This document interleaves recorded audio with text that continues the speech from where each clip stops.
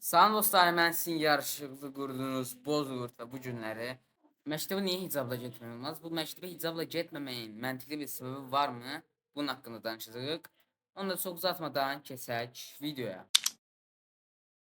Bilirəm, bəlkə də bu video üçün çox gec qalmışam, amma zərərin harasından dönsən, sənə qazancıdır. Nəysə, davam edeyim. Bundan 1-2 ay əvvəl Cəlilabad rayon 7 saylı tam orta məktəbdə qızların dərsə gəlməsi hicabla qadağa edilmişdir. Bəs niyə belə bir qadağa var idi? Bunu kim eləmişdi? Bunu dövlət mi eləmişdi, yoxsa məktəb öz başına mı davranmışdı? Hamısını bu videoda danışacağam. Və bununla əlaqədar bir neçə teori irəli sürəcəm. Onu da çox uzatmadan mən davam edim. Bu məsələ necə ortaya çıxdı? Gəlin bu məsələyi ortaya çıxaran videoyu sizə göstərim. Kızım səni buraxmadılar dərsə? Yox, Niyə buraxmır? hicabları qoymurlar o görə. Və kim qoymur səni məktəbə? Səidə Şükürova 7 saylı məktəb tam atılmışdı. Neçə aydır dərsə gəlmişsən qızı? Ata qurban. Hələ deyə görüm. Bir ay olar. 7 saylı orta məktəbdə öz başınalıq gedir. 7 saylı orta məktəbə və onun rəhbərliyində nəzarət eləsinlər ki, bəs bu uşağın günahı nədir? Bunu elmlə, təhsillə niyə yayındırır ki? Videoda da gördüyünüz kimi hər halda 9-10 yaşlı balaca bir qız məktəbə buraxılmadığını və bunun səbəbi hicablı olduğunu deyir. Bəs bu düzdür? Bəli, düzdür. Sinif rəhbərləri Səidə Şükürova qızı hicablı olduğu üçün məktəbə almayıb. Bu nə qədər doğrudur? Bununla bağlı əslində bir teorim var. Amma o teoriya keçməzdən əvvəl hicabın dinimizdə yerini öyrənək. Bundan illər əvvəl balaca qız uşaqları tez evləndirildiyi, 9 yaşında evləndirildiyi üçün hicab taxırdı. Əgər uşaqlar 9 yaşında hicaba məcbur edilirsə ailələri tərəfindən, bu həqiqətən çox ağır bir günahdır. Bunun cavabını vermək bir o qədər də çətin olacaq digər tərəfdə. Mən 9 yaşındakı qızların da hicab taxmalarını düzgün fikirləşmirəm. İndi deyəcəksiniz ki, niyə elə fikirləşirsən? Gəlin izah edeyim. Keçmiş dövrdə qızlar tez evləndirildiyi üçün hicab taxırdı. Amma indiki dövrdə belə bir şey ola bilməz.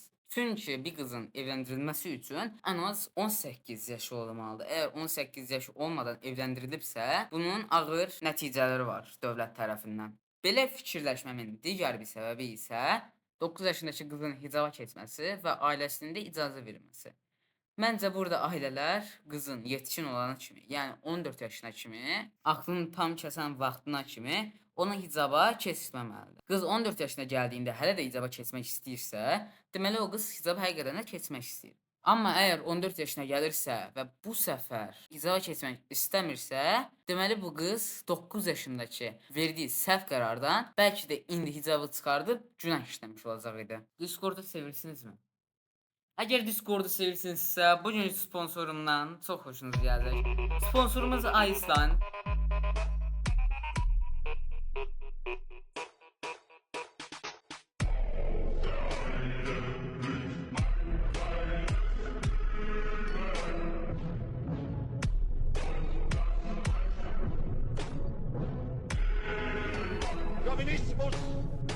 Gördüğünüz kimi sunucu dövlət temalı bir sunucudur və istəyən açıqlamalardan o sunucuya gələ bilər.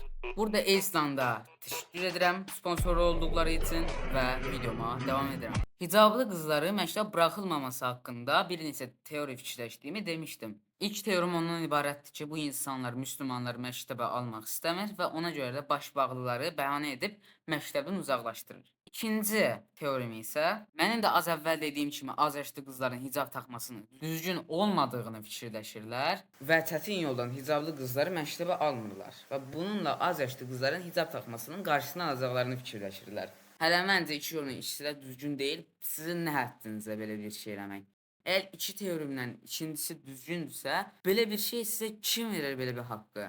Siz öz başınıza belə bir şey elə bilmərsiniz. Hə, deyək ki, elədiniz, eləmək istədiniz, nə haddınıza? Bəs siz sadəcə məsləhət görə bilərsiniz bunu. Bu qızı bu yaşlı hicaba keçirtmə. O elə uşaqdır, deyə bilərsiniz. Amma siz də gəlib də deyə bilmərsiniz ki, uşağı hicabdan çıxart, yoxsa mən məktəbə almayacağam. Videonun sonuna gəldik. Əgər video xoşunuza gəldisə, bəyənməyi və təqib etməyi unutmayın. Bu haqda da fikirlərinizi kommentlərdə göstərə bilərsiniz. Mən yaraşıqlı qurdunuz, Bozqurt və gələcək videoya kimi salamat qalın.